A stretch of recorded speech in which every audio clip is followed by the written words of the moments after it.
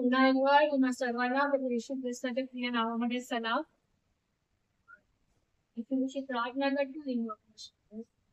धन्यवाद तुम्ही गौरव देवा क्षणावाला महामेवा गौरव स्तुती आराधना देते प्रभु तुझं नाव घेऊन साथ प्रिय परमेश्वर देवा पवित्र आत्मा तुझ्या उपस्थिती करून क्षणावाला धन्यवाद देते प्रभु आणि तुझं स्वागत करते आणि काही प्रिय परमेश्वर देवा प्रभु आतापर्यंत तू आम्हाला चालवलं आहे तुझं चालव प्रिय परमेश्वर देवा प्रभू माझ्या डोक्याच्या केसापासून माझ्या नखापर्यंत तू माझा ताबा घे प्रभू माझ्या जिभेचा ओठाचा विचारांचा ताबा घे प्रभू माझ्या मुखाद्वारे तू बोल प्रिय परमेश्वर देवा प्रभू माझे नाम प्रभूपर्यंत तुझे शब्द माझ्या मुखातून निघून प्रिय परमेश्वर देवा तुझी वृद्धी होणे आणि माझा रास होते प्रभू तुझी वृद्धी होणे आणि माझा रास होते प्रिय परमेश्वर देवा आणि जे वचन येणार आहे प्रिय परमेश्वर देवा ते तू माझ्यासाठी इथे बसल्या प्रत्येकांसाठी तू आशीर्वादित कर.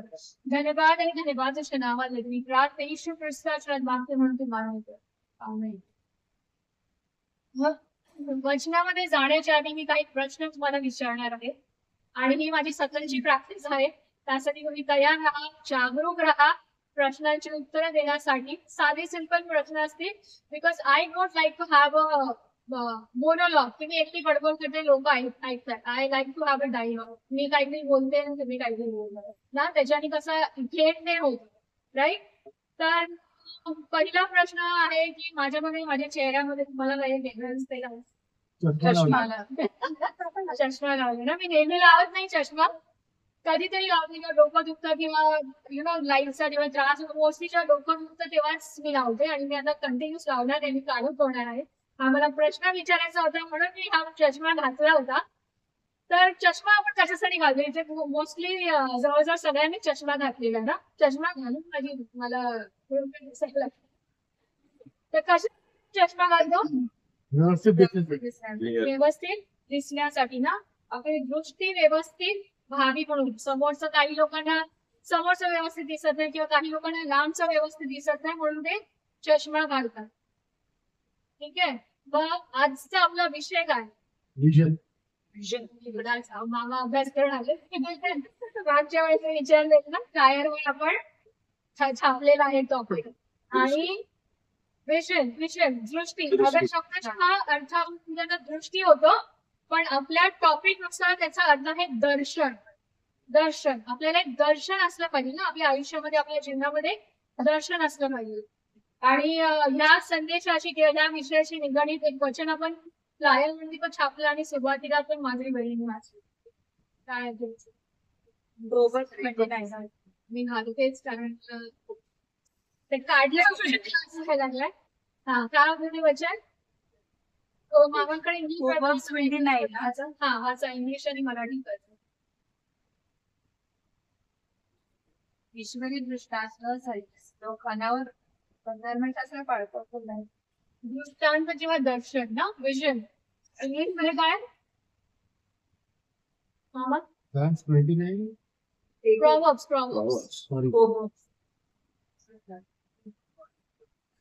Proverbs 29:18.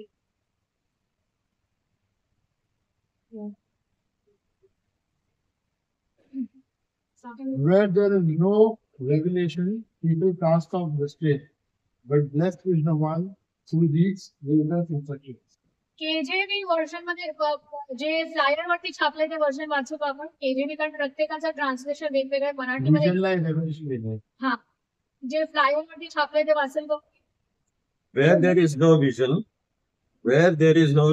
the people perish. But he that keepeth the law, happy is he.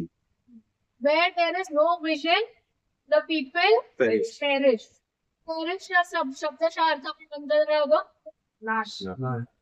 जर आपल्याकडे दृष्टांत नसेल, जर दर्शन नसेल तर काय होतं? लोकांचा नाश. ठीक आहे. आता आपण थोडस डिस्कशन मध्ये जाऊ. ते वचन थोडं बाजूला ठेवू. आणि काही दिवसांपूर्वी माझं आणि नितीन दादांचं संभाषण होत होतं आणि मी त्यांना सांगित होते की माझ्या अगदी तरुण वयात आता एकदा मी माझ्याने सांगितली अगदीच तरुण वयामध्ये माझं घर घेण्याचं कधीच विजन नव्हतं. कारण इतके काही संकट माझ्या आयुष्यामध्ये की एक एक दिवस जगणं, जिवंत राहणं हेच माझं विजन होतं ना. आज मी 39व्या वर्षी घर घेतलेलं आहे आणि माझ्यावरती आता कर्जाचं बोंग आहे. ठीक आहे. माझं घर पण आहे, स्वतःच आहे. पण जर माझं विषय हे आधी असतं, अगदी सुरुवातीच्या तरुणपणात असतं, ज्यावेळेस माझ्यासाठी कसलीच लायबिलिटी नव्हती, कसलीच जिम्मेदारी जबाबदारी नव्हती, मम्मीकडे भावाकडे मी राहत होती, त्यावेळेस जर घर घेतलं असतं तर आज 39 वर्षापर्यंत मी ते कर्जातून मुक्त झाली असती ना. ते दर्शनच नव्हतं माझ्याकडे, ते विषयच नव्हतं. मग नितीन दादांनी मला त्यांचा एक्सपिरियन्स सांगितला की त्यांचं विषय होतं किंवा त्यांची इच्छा, त्यांची योजना होती की 50व्या वर्षापर्यंत सेटल व्हावं आणि रिटायरमेंट. बरेचदा काय होतं की आपण काही योजना आखतो पण त्यानुसार गोष्टी घडत नाही. पटकन व्हायरस तयार कर, पटकन वर्ष काढून नीती सूत्रे 19-21 ना. कारण आपल्या योजना ज्या आहेत त्या परमेश्वराच्या योजना नाहीत.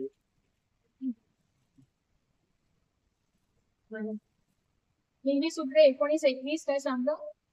मनुष्याच्या मनात अनेक मसलती येतात परंतु परमेश्वराची योजना स्थिर राहते. परमेश्वराची योजना स्थिर राहते. आणि ठीक आहे, माझं विषन नव्हतं पण त्याप्रकारे झालं. दादांचं जे विषन होतं त्याच्या काहीतरी वेगळंच झालं. परंतु जोपर्यंत आपल्या आयुष्य आहे देवाचं कार्य संपलेलं नाही ना. त्यामुळे आपल्याला काय विषन असणं गरजेचं आहे. एखादा विषन, एखादी योजना, एखादा प्लॅन चुकला, थोड्या निराशांमुळे देवाचं कार्य आपल्या ठाई संपलेलं नाही. कारण त्याचं वचन काय सांगतं फिलिपियन्सच्या पत्रामध्ये 4 मी रेफरन्स लिहिलेला, पण I think it is Philippines 4:16 की तो येईपर्यंत जे चांगलं कार्य त्याने आपल्या ठाई चालू केलेलं आहे ते तो पूर्णतेस निघणार आहे. आणि आपल्याला त्यामुळे काय विषय असणं फार गरजेचं आहे. आता चष्म्याचं उदाहरण परत घेऊ ना. चष्मा मोस्टली लॉकडाऊन मध्ये ज्यावेळेस आपल्याला मास्क घालणं मॅन्डेटरी होतं ना, मास्क घालायलाच पाहिजे होता. चष्म्यामुळे लोकांना खूप त्रास व्हायचा ना. कशामुळे त्रास व्हायचा? कारण वाफ जायची, श्वास घेतला चष्म्यावर वाफ जायची तर प्रत्येक वेळेस काय करायचं आपल्याला चष्म्याकडून साफ करायला लागायचं ना. बरेचदा आपला चष्मा तुटतो. ज्या लोकांना अगदीच चष्म्याशिवाय चालत नाही त्यांचा चष्मा तुटल्यानंतर काय करते? सर्वात आधी त्याची प्रायोरिटी काय असते? चष्मा चष्मा दुरुस्त करा किंवा नवीन चष्मा आणणे. किंवा चष्मा खराब झाला तर आपण तो तसाच घालणार नाही ना, तो साफ करून आपण त्याला पुन्हा घालू. तर जगिंग गोष्टी पाहण्यासाठी आपली प्रायोरिटी एवढी असते की मला चष्मा गोष्टी बघायच्या आहेत, पाहायच्या आहेत, तर मला काय करायचं? माझा चष्मा दुरुस्त करायचा आहे. पण देवाचं वचन काय सांगतं? जर तुम्हाला तुमच्या आयुष्यामध्ये दर्शन नाही तर काय होईल? नाश. तुमचा नाश होईल.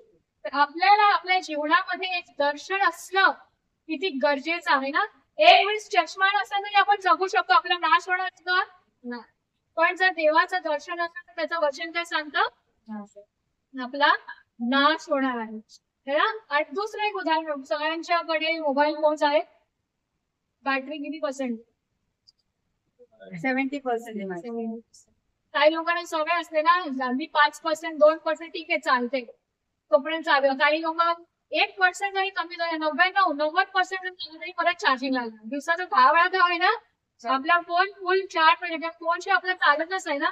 आपलं कॅलेंडर, आपलं फोन कॉल्स, आपलं सगळं डेटा जो आहे तो आपल्या मोबाईल मध्येच असतो. अलार्म असतो, जे काय असतो सगळं मोबाईल मध्ये असतो. मोबाईल आपल्याला चालत नाही ना, चार्ज करायला लागतो.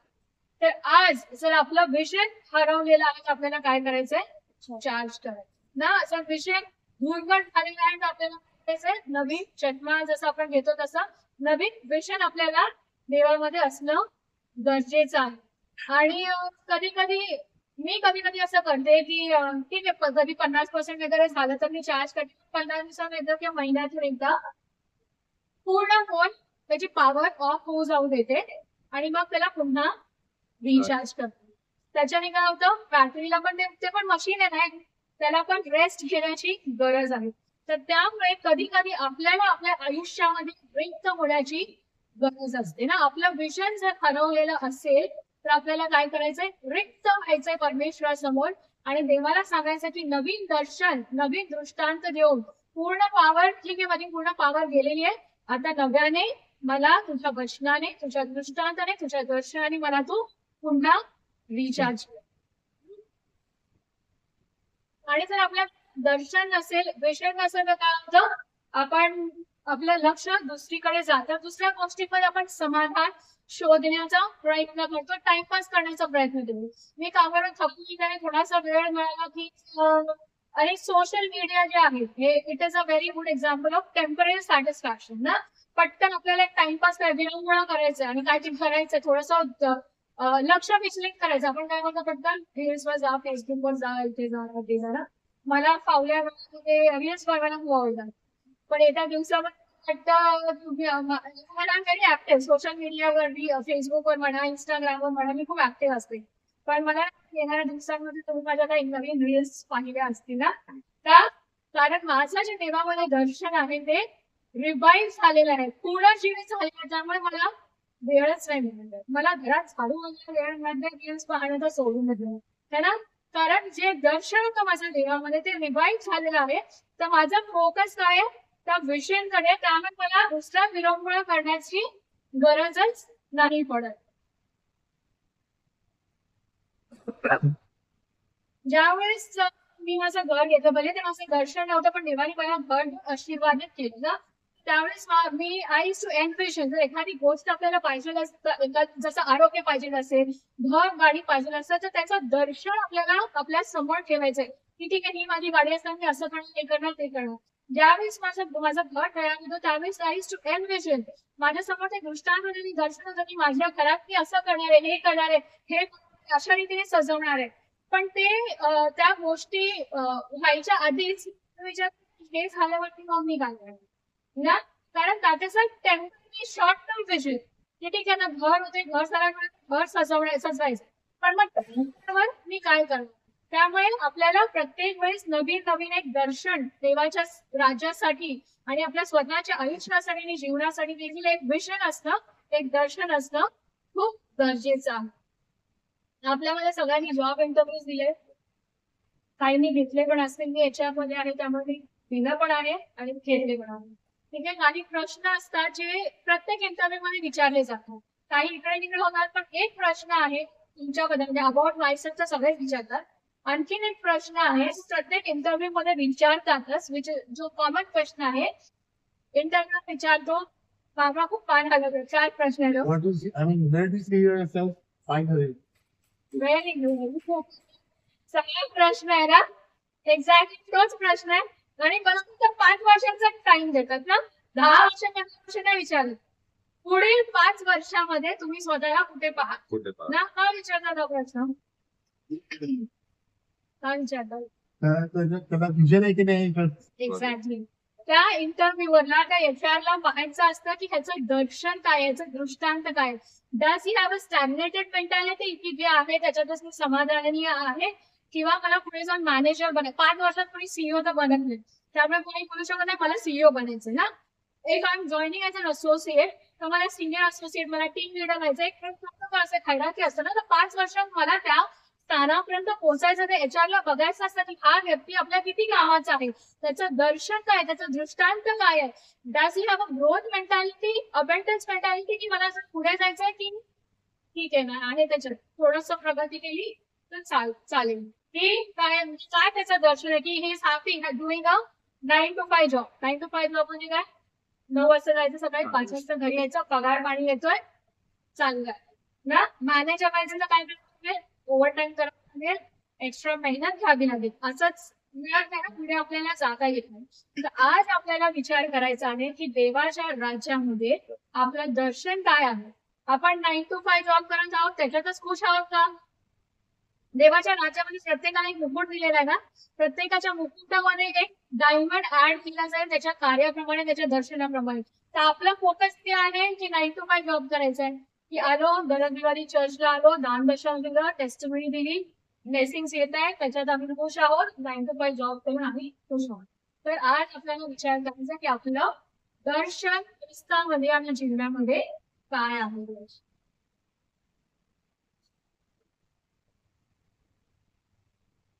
ओके, बाय द वे मी अजून संदेशाला चालू केलेलं नाही, ठीक आहे.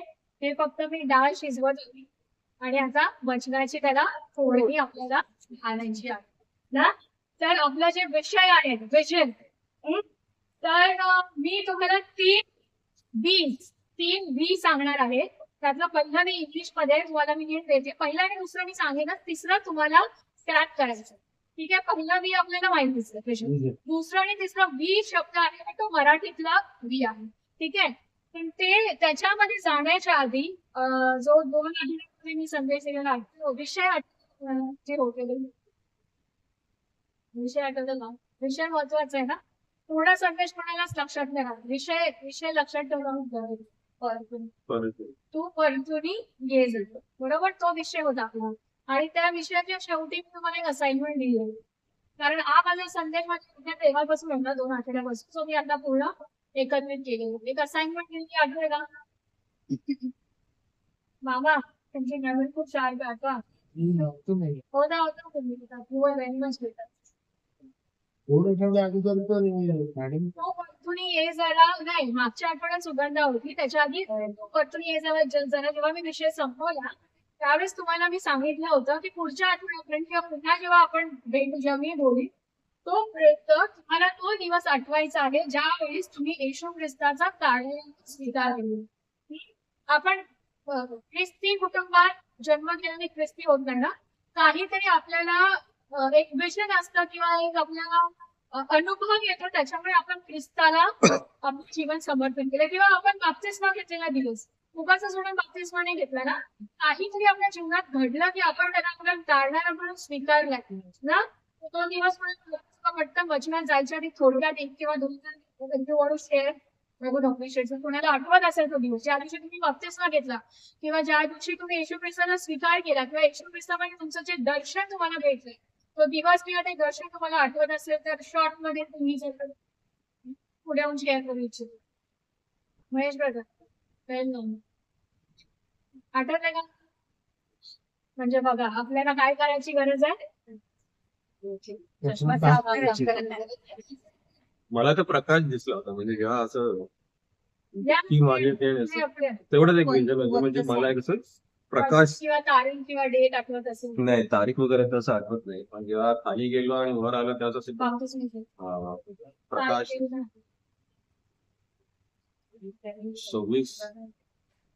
26 जानेवारी ते विषय ते दर्शन किंवा तो दिवस का आपण येशू ख्रिस्ताचा स्वीकार केला, काय आपलं दर्शन होतं ते आपल्याला आठवण्याची गरज आहे. नाही आठवत असेल तर चष्मे काढणार सांग किंवा नवीन चष्मा विकत घ्या. पावर गेलेला असेल तर काय करा, विचार डाळ शिजली आहे, फोडणी घालू. आता आपण वचनाकडे वळू. 3 मी लक्षात ठेवा. तिसरं तुम्हाला क्रॅक करायचं आहे. हा, तर आपण काही उदाहरणं बायबलमध्ये लोक आणि त्याचे विजन्स काय होते आणि ते कशा प्रकारे पूर्ण झाले. बायबल पण तयार जेव्हा काही वचनं पण आपण बघू. आणि सर्वात पहिला जी कॉमन स्टोरी आपण लहानपणापासून ऐकतो ना, नोहाचं विषय काय होतं, नोहाचं दर्शन काय होतं. नोहा तारू बांधायचं ना, तारू बांधायचं विजन होतं आणि त्याचा फोकस कोणावर होता, त्याचा विजन होता त्याच्याकडे, त्याचा फोकस कोणावर देवावर. आपला विजन काहीही असो पण आपला फोकस कशावर असायला पाहिजे, देवावरती असायला पाहिजे. काही गोष्टी बायबलमध्ये एकदम स्पष्ट केलेल्या नाहीयेत, पण तुम्हाला काय वाटतं की नोहासाठी सिम्पल झालं असेल काय एवढा मोठा दारू बांधणं जेव्हा पावसाचा एक थेंब पण नव्हता ना. ते त्याच्यामध्ये असं स्पष्ट लिहिलेलं नाहीये, पण होऊ शकतं की खूप लोकांनी त्याची थट्टा केली असेल, निंदा नालसणी केली असेल, त्याला मूर्खात काढलं असेल ना की अरे तुझे काय करतोयस ना मूर्खासारखं. आणि पूर्ण स्पेसिफिकेशन देवाने त्याला दिलं की दारू कसा बांधायचा आहे, पण त्यांनी त्या लोकांकडे लक्ष दिलं का, त्याचा फोकस कुठे होता, त्याच्यामध्ये विषण होतं आणि त्याचा फोकस देवावरती होतो ना. मग कितीही लोकांनी आपली थट्टा करो निंदा करो, परंतु आपला फोकस कुठे असला पाहिजे, देवाकडे असलं पाहिजे. आपलं पहिलं बी काय आहे, दुसऱ्या बी कडे आपण लक्ष देऊ. त्याच्या आधी आपण दुसरं एक्झाम्पल बघू. आणि दावीद पहिले शमूएल 17:28 हे काढून द्यावं होतं. दावीद राजा होण्याच्या आधी त्याचं पहिलं फोकस काय होतं, त्याचं पहिलं विजन काय होतं, दावीदाचा विजन काय होतं, गल्ल्याचा वध करणे हे त्याचं विजन होतं ना, तो एवढा खिन्नाचा नाटा असून सुद्धा त्याला ज्यावेळेस गल्ल्यात देवाची निंदा करून त्याला तो संताप आणि त्याला राग आला ना, पण आणि त्याचं ते विषय होतं की त्या गल्ल्याचा वध केला पाहिजे. परंतु एक शमूएल 17:28 आपण वाचू. विजन होतं, फोकस देवावर होता, पण जिथे विजन असतं तिथे काय असतं, दुसरा बी आपण बोलू. I think will be able to after second view असतो. दावी त्या लोकांपाशी भाषण करीत होता. ते त्याचा वडील भाऊ अलियाब यांनी ऐकले. तेव्हा तो दाविदावर संतापून म्हणाला, येथे आलास कशाला? थोडीशी शेगडी मेटे आहे, ती रानात तू कोणाच्या हवाली केली आहे? तुझी घमेंड व तुझ्या मनाचा उद्दामपणा मी जाणून आहे. तू केवळ लढाई पाहाव्यास तेथे आला आहेस. दाविदाकडे आणि योहाकडे काय होतं, विजन होतं, दर्शन होतं, त्यांचा फोकस होता देवावरती होता. परंतु जिथे विजन असतं तिथे काय असतं, दुसरा मी. अलियाब काय करतो, विरोध. Very good.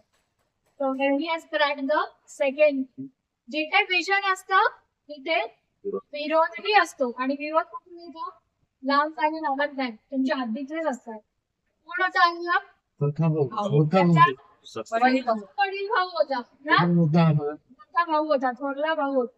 त्यामुळे ज्यावेळेस तुमच्याकडे विजन असेल, तुमचा फोकस देवावर असेल, तुम्हाला विरोध देखील असेल आणि त्याच्यासाठी तुम्हाला लांब जायची गरज नाही, जवळचेच तुमचे असतील ना.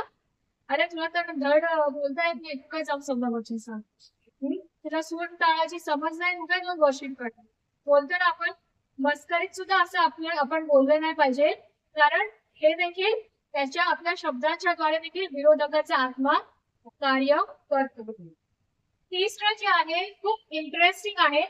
दावीद आणि नोहाची गोष्ट तर आपल्याला सगळ्यांना तोंडपाठ आहे, अगदी लहानपणापासून आपण ती ऐकलेली आहे ना. तिसरं उदाहरण जे आहे ते नेहम्याचं आहे ना. खूप इंटरेस्टिंग स्टोरी आहे आणि विनंती करेन की तुम्ही घरी जाऊन 13च अध्याय आहे, तर पूर्ण 13, कारण मला विचार करायचं होतं मी पूर्ण ऑडिओ ऐकतो की 13 अध्याय, तर मला ते पूर्ण स्टोरी माहिती करून घ्यायची होती, फक्त तेवढं जाणून घ्यायचं नव्हतं. तर तुम्ही ते वाचा पूर्ण किंवा ऑडिओ माध्यमावरती ऐका. नेहम्याचं पुस्तक खूप इंटरेस्टिंग आहे. आणि नेहम्याचा विषय काय होता, नेहम्या 2:5 तर तुम्ही करणे build the walls of Jerusalem ना.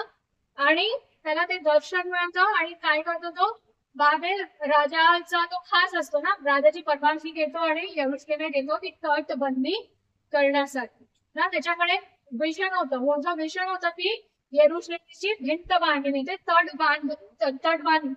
बांधणी करणे. त्याचा फोकस कशाकडे होता, परमेश्वर. प्रत्येकांचं अनुकरण सारखं ना, प्रत्येकांकडे विजन फोकस देवावर होता आणि तिघांना तिथे होता दुसरा विरोध. आता नेहम्याच्या जीवनातील विरोधक कोण होते आपण पाहू ते वचनामध्ये. नेहम्या 2:19 हे ऐकून होरोनी सनबट्टल आणि अमोनी तोबिया नावाचा दास आणि केशम अर्वी यांनी आमची निर्वसना केली. आम्हाला तुच्छ लेखून ते म्हणाले, तुम्ही हे काय मांडले आहे, राजाविरुद्ध बंड करता काय? म्हणजे काय होते त्याचे ती विरोधक होती. कोण सनबल्लाड, तोबिया आणि अरबी हे मोठे त्याचे विरोधक होते. आणि हे जेव्हा मी वचन तयार करते आणि मला एक मुहावरा किंवा काय म्हणतात कहावत किंवा म्हण म्हणतात ना, मोस्ट ऑफ द म्हणी जे आहे ना त्या बायबलच्या वचनामध्येच दिसतात. जसं आपण म्हणतो ना, जिनके घर शीशे में होते दुसरों के घर पे पत्थर नहीं मारा होते. कोणतं एक्झाम्पल आठवतं तुम्हाला? स्क्रॅच युअर ब्रेन्स लवकर. कोणता असं एक बायबलची स्टोरी तुम्हाला आठवली की ज्याच्याशी निगडीत असू शकते? स्त्री तिला दगड मार. त्या बिचारी स्त्री ज्यावेळेस तिला पथराव करायला लोक येतात, येशू ख्रिस्त काय म्हणतो, तुमच्याकडे एकाने कधी पाप केलं नसेल तो पहिला शिंदे काय शीशे में होते वो दूसरों के घर पे पत्थर नहीं मारना. हे किती जण होते विरोधक? 3. त्याच्यातून कोणता मुहावरा आठवतो? 3 जण असले की आपण म्हणतो 3 तिघाला कमाई करा. 3 तिघांना त्या तिघांमधूनच ती कहावत झालेली असेल ना. आता आपण वचन पटापट आणि पूर्ण अध्याय वाचणार नाही आहोत. नेहम्या 4:7 नेहम्या 4:7 14-15 काढून ठेव. 4:7 14-15 6:1. येरुशलेमेचे कोट बांधण्याचे काम झपाट्याने चालले आहे. त्यातले खिंडारे बुंजू लागली आहेत असे सनबलाट, टोबिया, अरबी, अम्मोनी, अशदोदी यांनी ऐकले, तेव्हा त्यास मनस्वी क्रोध झाला. त्यांना काय झालं, क्रोध झाला, कारण देवाचं कार्य होतं, पण ते कार्य थांबलं का? फोकस कुठे होता? विजन होता, फोकस देवावर. विरोध आला तर आपल्याला कार्य थांबवायचंय का? नाही. 14-15. ही सर्व व्यवस्था पाहून मी उठलो आणि सरदार, शास्ते व भरकड यास म्हणालो, त्यांची भीती धरू नका. थोर व भयावह जो परमेश्वर, त्याचे स्मरण करून तुमचे भाऊबंद, तुमचे कन्यापुत्र, तुमच्या स्त्रिया व तुमचे घरे यांच्यासाठी युद्ध करा. देवाने 15 देवाने आमच्या शत्रूंची मसरत व्यर्थ केली हे आमच्या शत्रूंनी ऐकले, तेव्हा आम्ही सगळे पोटाकडे परत जाऊन आपापल्या कामावर रुजू झालो. विरोध आल्यावर काय करायचं? काम बंद करायचंय का? फोकस कुठे असला पाहिजे ना. नेहमी काय करतो, लोकांना एनकरेज करतो की आपल्याला काम चालू ठेवायचं आहे, कारण परमेश्वर आपल्या बरोबर आहे. ठीक आहे. पुढे आपण बघू. नेहम्याचा पूर्ण जरी 13 नाही वाचला तर 6वा अध्याय जरूर वाचा घरी जाऊ. 6वा अध्यायामध्ये 6वा अध्याय पहिलं वचन 9 आणि 13. 1, 9 आणि 13. मी कोट बांधण्याचे संपविले आणि कोटाला कोठे तूट फूट राहू दिली नाही. वेशीचे दरवाजे मात्र अद्यापी लाभले नव्हते. 1 नंतर 9. काम झालं का? तटबंदीचं बांधलं वॉल्स. हो. विरोध असून सुद्धा बांधली. काम हो. कुठं झालं? बरोबर. पुढे 9. आमचे हात दुर्बळ होऊन आमचे काम बंद पडावे म्हणून हे सर्व लोक तुम्हास भेडाव्यास पाहत होते. हे देवा, माझा हात दृढ कर. तर पूर्ण अध्याय तुम्ही वाचा आणि ते तिथे कळेल तुम्हाला की ती कशा प्रकारे त्यांनी विरोध करण्याचा प्रयत्न केला. 13 वचन.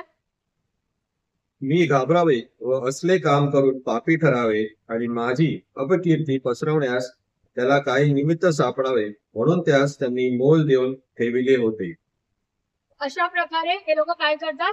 काम बंद पाडण्याचा प्रयत्न करतात. पूर्ण प्रयत्न करतात की ते काम होऊ नये.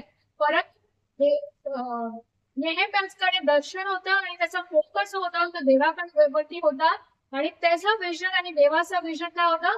एक होत. त्यामुळे तो हे कार्य पूर्ण करू शकला. ते कार्य तो संपवतो आणि काय करतो? परत बाबेलास परत वजा घेऊन आले तो परत जातो. पण मग परत काय होतं? नेहम्या 13 4, 6 आणि 28. 4 ते 6. नेहम्या 13 4 ते 6 आणि 28. तो जातो, त्याचं विजन पूर्ण करतो आणि जातो. आणि मग काय होतं?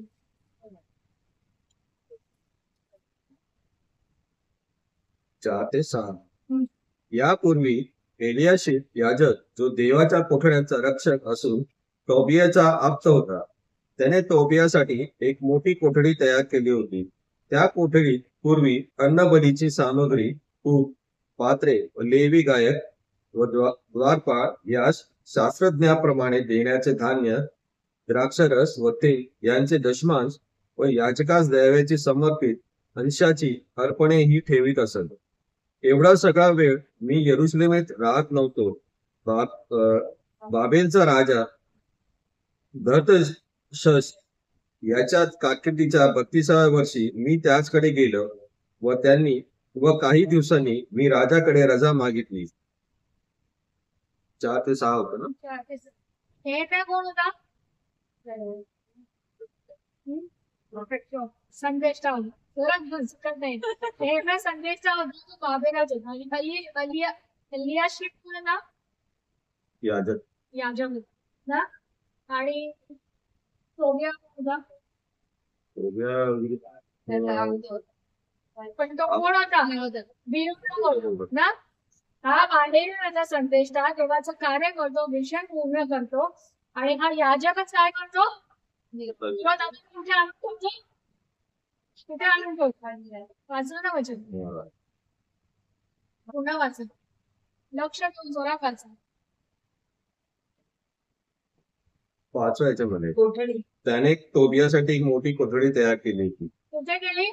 कोठडी मंदिराच्या आत. मंदिराच्या ना? ते सगळं विरोध बस या दान आणि कोण कोणाची सामर्थ्य हात करतो? याजकच विरोधकालाच मंदिराच्या आत आणून ठेवतो. पण मग काय होतं पुढे?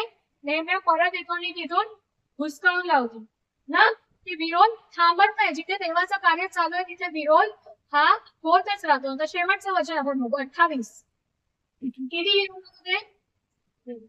कोण कोण होते? Tobia and Arab. आणि सनबल्लाट, टोबिया आणि अरब. तुम्हाला हे नावं लक्षात ठेव गरजेचं आहे. Arab कोणी actually सांगेल? नाव नाहीये. अरबी अरबी सनबल्लाट, टोबिया आणि अरबी. सो 28 वचन आपण बघू. मुख्य याजक एलियाशीब याचा पुत्र योयादा याच्या पुत्रांपैकी एक जण सनबलट होरोनी याचा जावई होता. मी त्यास आपल्याजवळ हाकून लाविले. बस याच्या काय करतो एका विरोधकाला?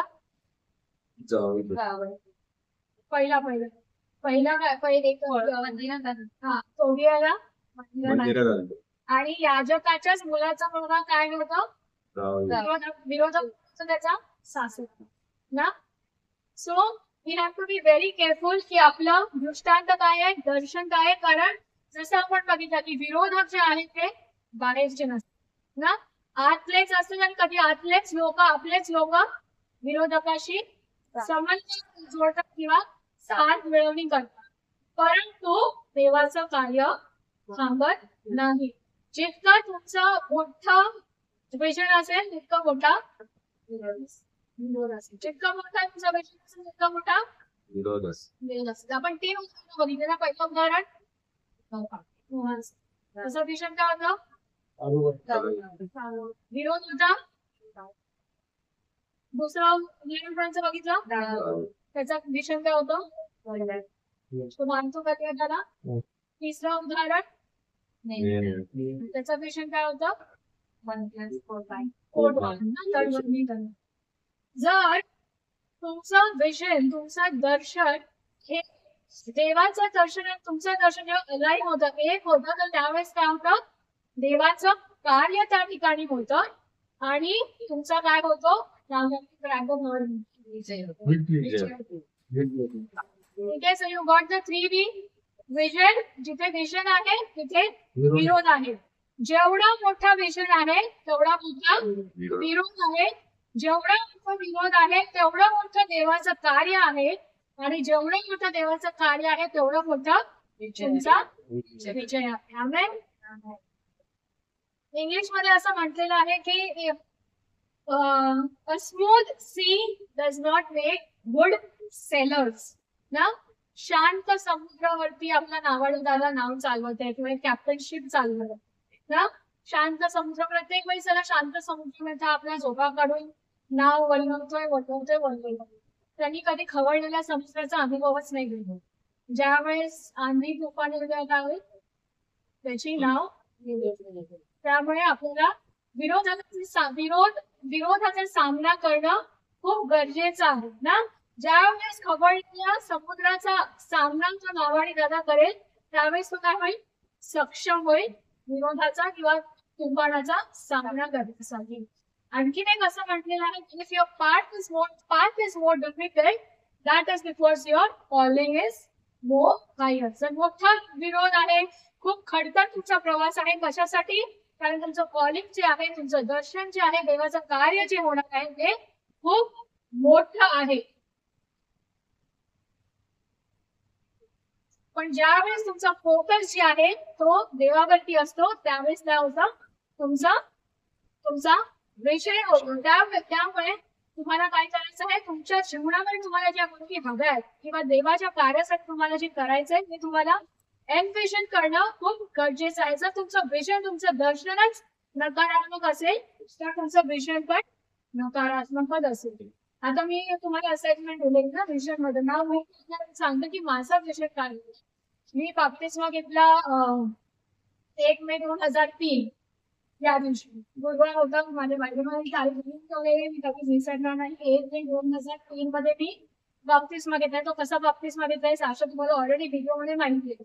आणि त्यावेळेस मी नवीन विश्वासात होती. मला 5 फूड मिनिस्ट्री बद्दल म्हणजे पालखी सेवा, सुवार्तिकाची सेवा आणि बायबल टीचर हे सर्व माहिती नव्हतं.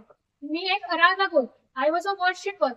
त्यामुळे माझा विजन होता ज्यावेळेस मी दृष्टांत बघायची आणि त्यावेळेस मी खूप आगीने पेटली होती देवासाठी की मला फक्त देवाचं कार्य करायचं होतं. बाकी जगविषयी मला काहीच घेणं देणं नव्हतं.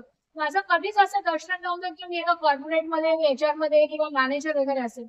मी जेव्हा दर्शन बघायची देवामध्ये ख्रिस्तामध्ये तर मी स्वतःला बघायची की मी स्टेजवर उभी आहे, कीबोर्ड वाजवत आहे, गिटार वाजवत आहे आणि हजारो लोकांना देवाच्या उपस्थितीमध्ये मी अगवाई करत आहे. ते माझं विजन होतं ना. आणि मग काही कारणास्तव आयुष्यामध्ये सेटबॅक्स आले, धक्के लागले आणि म्हणजे इथे यायचं होतं ते काय झालं, मी इथे जाऊन बसली. I chose to be a spectator, audience. की ठीक आहे इथे आलं तर काय होतं, धक्के लागले पण मी इथे बसलेलेच चांगले आहे. ज्यावेळेस मी हे माझं दर्शन पास्टर शेखर अब्राम जे ज्यावेळेस माझं मेंटोरिंग करत होते आणि त्यांना सगळ्या गोष्टी सांगत होते. मला काहीच हे नव्हतं की ते मला सेवेसाठी हे बोलवतील पुढे किंवा सांगतील. जस्ट माझं मेंटोरिंग सेशन चालू होतं आणि मी त्यांना सांगितलं की माझं असं विषय होतं आणि मी आराधक होती आणि आता मी वर्षिप मला नाही फोन करायला. मी ट्रान्सलेशन करते पण वर्षिप नाही लीड करतो. ट्रान्सलेशन करायला उभी राहतेस ना लोकांच्या समोर, एकांत वर्षिप करतेस ना, मग लोकांच्या समोर वर्षिप लीड होतं ते नसायला. त्यांना काही पण सांगितलं की ते हसतात. आणि मग जसं मी सांगितलं की आयुष्यामध्ये धमके बसल्यामुळे काय झालं, मीच बसून गेली ना. पण कधी कधी ते धक्के गरजेचे असतात. ट्रेन मध्ये प्रवास केला सगळ्यांनी, लोकल ट्रेन, विरार ट्रेन, मामा तर बाईकवर येतात. विरार ट्रेन मध्ये आपल्याला उतरायची गरज पडते का ट्रेन मधून, धक्के मारून मारून मारून बाहेर पडतो ना. आणि एकदम आत असतो तुमचा तो पण आपण बघू उतरवतात ना, श्रम टाकतात आपल्याला. आपल्याला काही एफर्ट्स घ्यायची गरज नसते. तिथे बसलेली. I chose to be a spectator, no efforts, but I had a vision and my vision was in alignment with God. माझं विजन आणि देवाचं विजन कुठेतरी मला वाटतं एक होतं. त्यामुळे आयुष्याचे धक्के खात खात खात तिथून देवाने मला कधी इथे आणलं हे मला कळलंच नाही. मी पासून शेखर सांगते वर्षिप घेऊन जाता येते. देव म्हणतो चालक पण कर, वर्षिप पण कर, वचन पण दे आणि माझ्या मंडळीची स्थापना पण ना. ज्या वेळेस आपला विषय आणि देवाचा विषय एक असतं त्यावेळेस त्या ठिकाणी देवाचं कार्य होईल. ज्या ठिकाणी देवाचं कार्य होणार असतं तिथे मोठा विरोध पण होतो, पण जिथे मोठा विरोध असतो तिथे काय असतं, मोठा विजय पण असतो. आणि विजन असण्यासाठी आपल्याला वयाची अट नाहीये ना. बायबल मध्ये एक वचन सांगतो ना की तुमचे तरुण दृष्टांत पाहावे. आपल्यामध्ये आपण सगळे ख्रिस्तामध्ये तरुण आहोत ना. पास्टर अब्राम शेखर आता 22 डिसेंबरला त्यांचं 75वा वाढदिवस आहे ना. 75व्या वर्षी त्यांचं एवढं मोठं विजन. आपल्यापासून 50 उलट ना. आम्ही आपली धाव संपवली.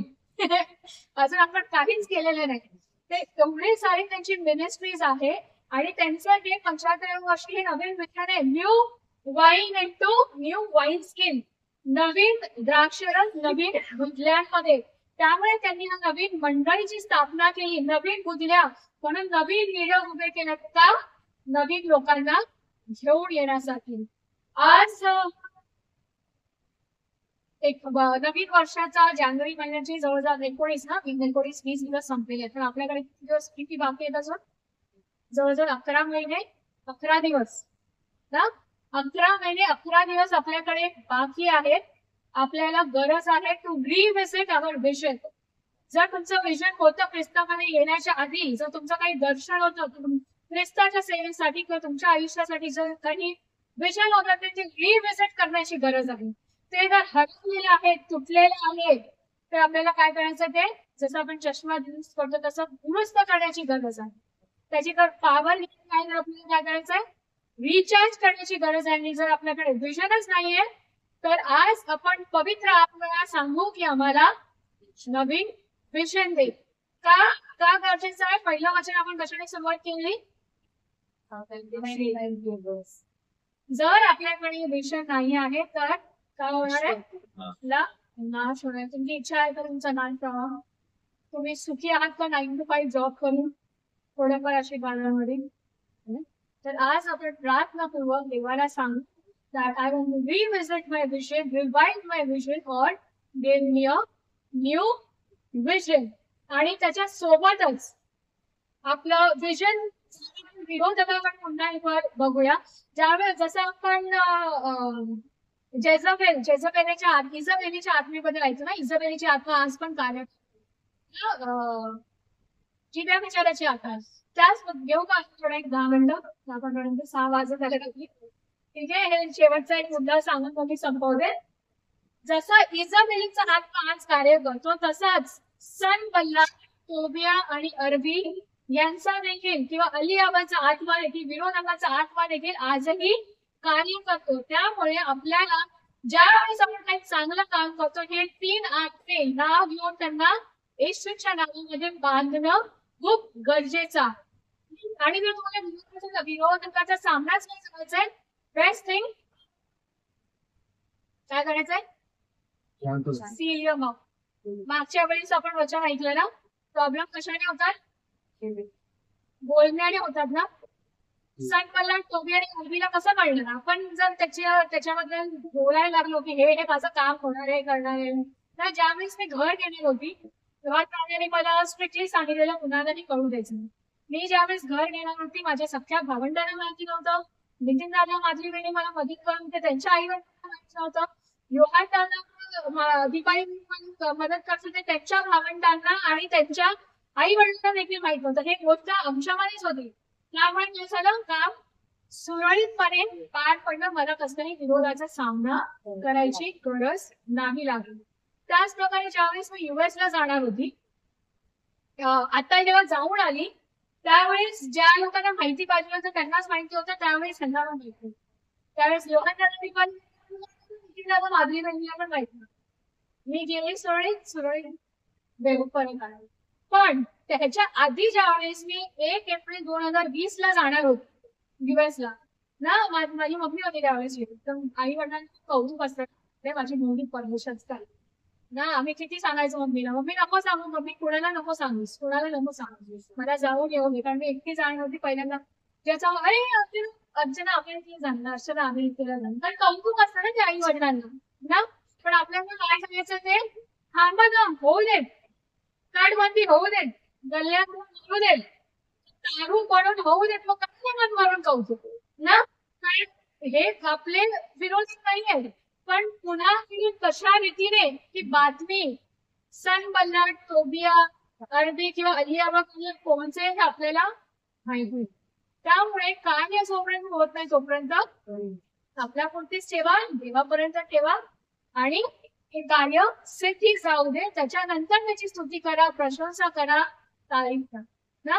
तर ही प्रॅक्टिस देखील आपल्याला करणं गरजेचं आहे. देवबाप या वचनाच्या बळी तुम्हाला आशीर्वाद देऊ. मी विनंती करते आपण सर्व उभे राहू आणि शेवटची प्रार्थना की प्रभूची प्रार्थना.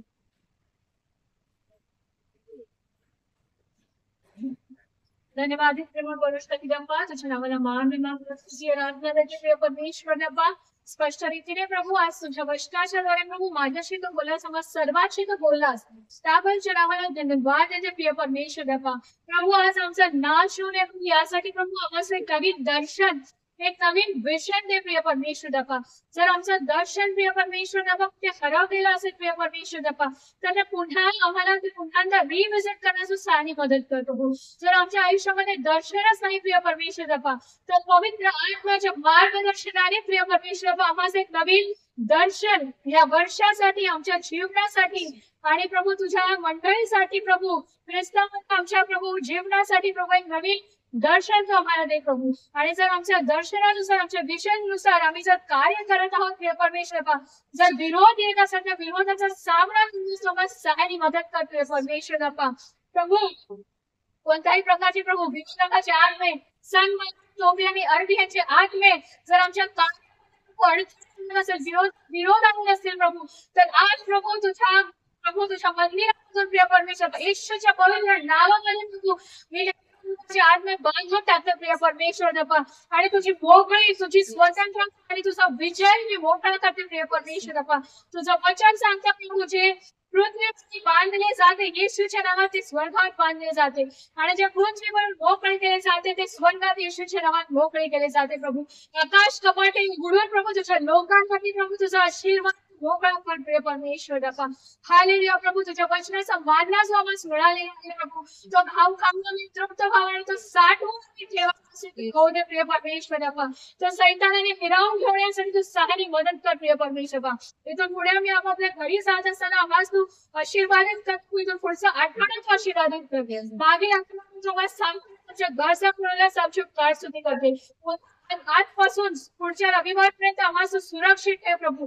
आमच्या सर्व शारीरिक मानसिक आध्यात्मिक गरजा तू परिपूर्ण करते परमेश्वर. धन्यवाद आणि धन्यवाद तुझ्या पवित्र नावाला ते प्रार्थना ही भक्ती आराधना येशू ख्रिस्ताच्या पवित्र नावाने मागून मान्य करते. आमेन आमेन. पुरी शिकवलेली प्रार्थना करून नाम पवित्र मानले तुझे राष्ट्र तसेच स्वर्गात तसेच पृथ्वीवर तुझ्या इच्छेप्रमाणे आमची रोजची भाकर आम्ही आम्ही आपल्या ऋणास ऋण सोडलाय तसेच तू आमची ऋण सोड आणि आम्हास परीक्षेत आणू नकोस तर आम्हास भेटापासून सोड. कारण की राज्य सामर्थ्य आणि गौरव ही सर्व काळ